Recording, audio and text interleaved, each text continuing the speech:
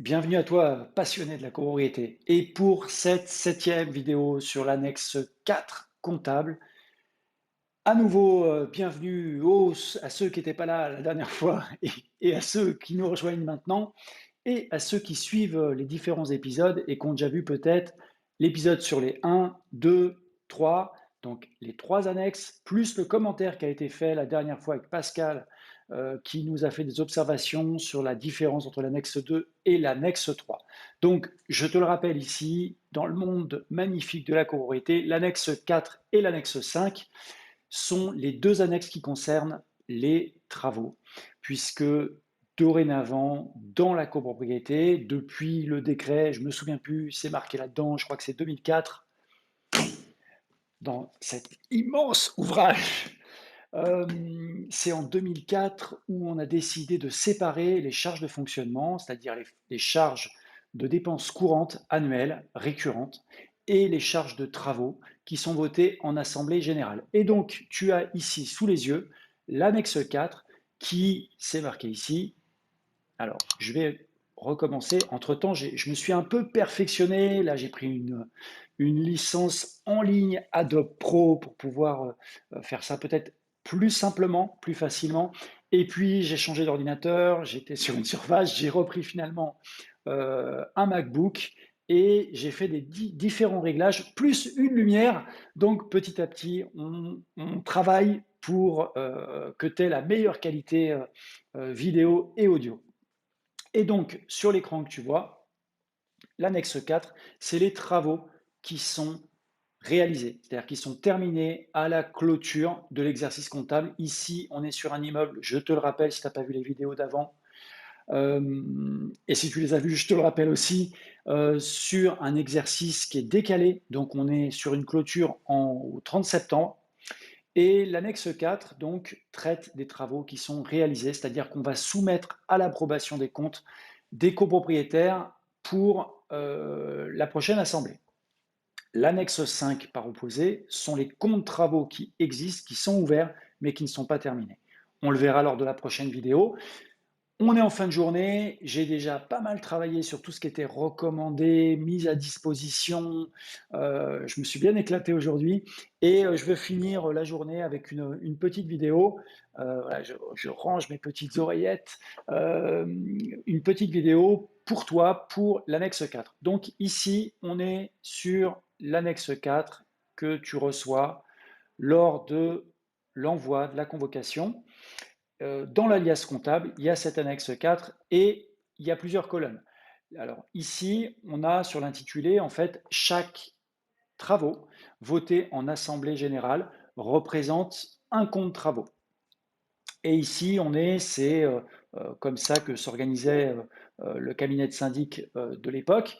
On est sur l'AG 2016, la résolution 11. Il n'y a que ce compte travaux-là qui peut être soldé, donc qui peut être présenté à l'approbation des comptes de la prochaine assemblée, en même temps que les comptes de fonctionnement. C'est les annexes 3 et 2.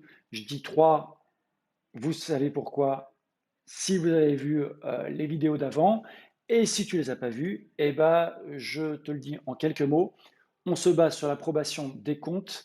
Pour l'approbation des comptes, on se base sur l'annexe 3 et sur le montant total, puisque sur l'annexe 3, on a la déduction des produits, ce qui fait que tu as un solde net que tu répartis après entre les copropriétaires. Et donc, sur l'annexe 4, c'est exactement le même système. Donc ici, on est sur un compte travaux. Il est réparti en charge générale. On a les clés de répartition. Le code 671, c'est le fameux code SRU pour les travaux votés en assemblée. Et ici, on a alors les provisions appelées. Voilà, c'est le montant de la dépense votée. C'est-à-dire qu'en assemblée générale, on a décidé des travaux. Je n'ai plus le détail, mais je pense qu'il y avait 1 000 euros de travaux peut-être et 20 euros d'honoraires travaux. Grosso modo, c'est le budget entre les travaux et les honoraires du syndic. La dépense réelle, elle est ici. Donc ici, coup de bol, dans la deuxième colonne, on a dépensé moins que prévu, donc il y a un solde qui est créditeur, et ce solde va être réparti, le crédit, le solde créditeur, ça aurait pu être débiteur aussi, va être réparti entre tous les copropriétaires qui sont assujettis à la charge générale. Bon, la charge générale, euh, tout le monde va être concerné, vraisemblablement. Ça aurait pu être une charge particulière, comme par exemple un ascenseur, et tous les copropriétaires n'auraient pas forcément été concernés. Donc ici, on a un montant et un détail sur un compte travaux.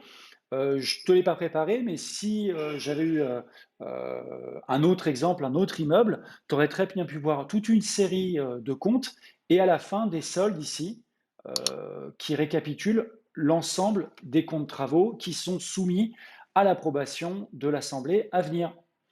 Et donc, ici, on a le détail.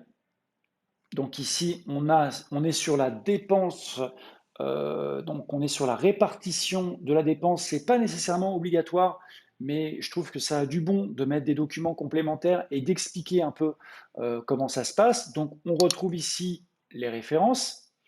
On est sur une dépense, ben voilà, on a le détail.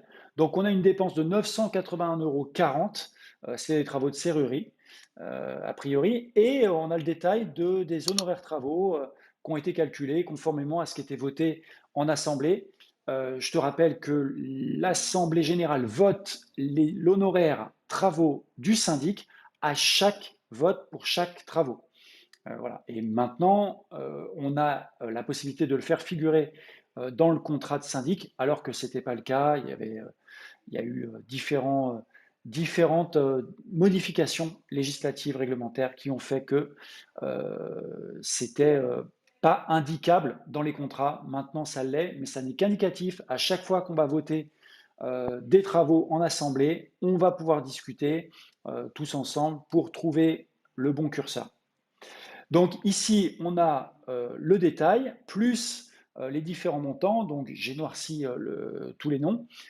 Et on a le détail en fait des tantièmes, des montants. Donc tantième ici, montant ici, et donc montant définitif, le tout faisant 1008 € et 16 centimes.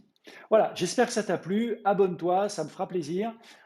Ça permet de diffuser de l'information. C'est toujours bon de diffuser de l'information en copropriété. Mets les commentaires, contacte-moi. Si tu as des idées de vidéos, n'hésite pas. Et à bientôt pour l'annexe 5. Allez, bonne soirée.